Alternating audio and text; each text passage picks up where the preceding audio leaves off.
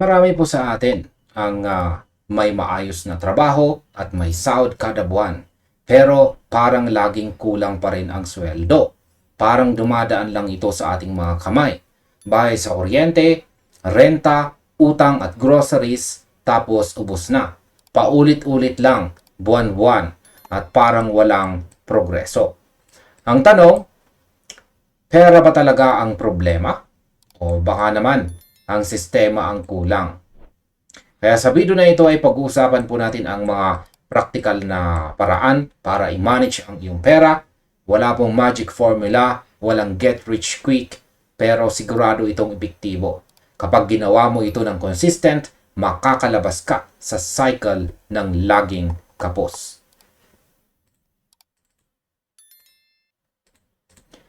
Marami po ang masipag at saka madiskarte, pero bakit laging kapos? May mga kalaban po sa bulsa na madalas hindi natin napapansin. Una ay ang mindset na kailangan mo ng kumita ng malaki bago mag-ipon. Tandaan, hindi mo kayang i-manage ang maliit na tandaan po natin, kung hindi mo kayang i-manage ang maliit na kita, mas lalong hindi mo makakayanan ang malaking pera. Ang disiplina ay hindi po dumarating sa laki ng income, kundi sa disiplina sa paghawak nito. Ang pangalawa ay ang tinatawag pong bahala na mindset. Umasa sa swerte o utang. Hindi masamang umasa, pero mas masarap po ang pakiramdam kung alam mong ikaw mismo ang nagplano para sa iyong kinabukasan. Pangatlo, ang kagustuhang magmukhang mayaman. Kahit hindi kaya, basta makasabay lang sa uso, bagong phone, branded na gamit, o kape sa labas araw-araw, tandaan, ang tunay na mayaman ay hindi po kailangang magpakitang gilas.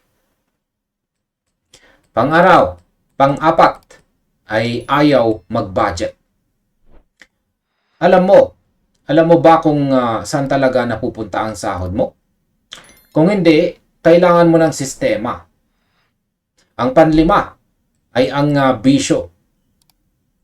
Reward daw ito sa stress, pero ang ending, pera mo ang nasusunog. At ang pang-anim ay tamad mag-aral sa financial literacy. Panay ang babad sa social media, pero pagdating po sa kaalamang pang pera, deadma. Ang pang-pito ay ang tinatawag pong guilt spending. Kaunting kita lang, ililibre na agad ang buong pamilya. Pero kung walang natira para sa sarili mo, mauulit lang ang cycle ng kakapusan. Ayan, meron tayong tatlong budgeting rules para sa iba't ibang lifestyle dito. At ito ang una, ang 75-10-15 rule o ang tinatawag na survival mode. Kung tight ang budget mo, ito ang bagay sa iyo. 75% sa living expenses, 10% sa savings o emergency fund, at 15% sa investments. Ang goal dito ay bawasan po ang luho at unahin ang stability. Dito naman tayo sa pangalawa. Yan po ang 60-10-10-10-10 rule. Ito po ang balance life. 60% sa essentials, 10% sa savings, 10% sa investments, 10% sa learning books or courses, at 10% sa reward para sa sarili. Hindi ka mababaliw sa pagtitipid, pero siguradong may ipon ka. Pangatlo ay ang 25-50-15-10 rule. Ito naman ang tinatawag na wealth builder.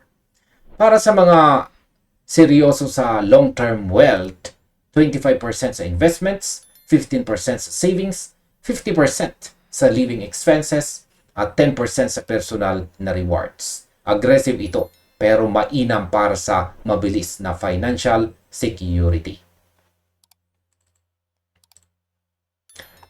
Pag-usapan naman po natin ang emergency fund at saka ang lifestyle inflation.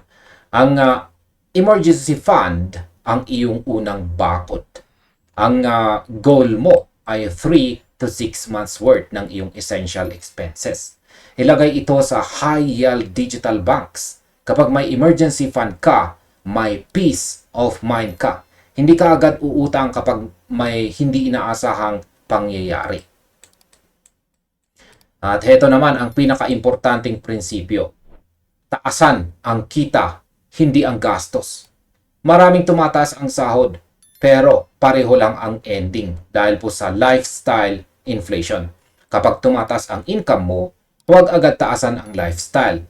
Iakyat mo ang porsyento ng iyong ipon. Paano tataas ang income? Mag-invest sa skills tulad po ng video editing, digital marketing at saka AI skills. Humanap ng side income o mag-build ng personal brand. Yan. Kung may ipon ka na at emergency fund, ang next step ay ang investing. Tandaan, ang investing ay hindi po ito sugal. Kaya meron po tayong mga ilang option dito. Meron po tayong, dito sa Pilipinas ay meron po tayong MP2 savings. Government back at saka tax free po ito. At nandyan naman ang pera or personal equity and retirement account. Mainam po para sa retirement. At nandyan rin ang mutual funds or ang UITF. Available po ito sa mga bangko. At syempre, hindi po mawawala ang stock market. Pagsisimula po ito para sa mga blue chip companies. Iwasan ang mga scam na nangangako po ng dobleng pera sa loob ng maikling panahon. Ang realistic na return ay nasa 6 to 10% kada taon. Ang pag-invest ay parang pagtatanim. Hindi po ito minamadali. At ayan sa kabuuan, ang pera ay hindi dapat po maging misteryo. Ang kailangan lang ay disiplina, consistency at saka tamang sistema. Kung matutunan mong i-budget ang maliit, kaya mong i-handle ang malaki. Kung kaya mong pigilan ang luho ngayon, kaya mong makamit ang kalayaan bukas. Simula ngayon, gawin mong misyon na hindi lang magtrabaho para sa pera, kundi paandarin ang pera para sa iyo. At hanggang dito na lang tayo sa video na ito mga kaipon tips. Maraming salamat sa inyong panonood. Maaaring panoorin na rin po ninyo sunod ang recommended video natin dito.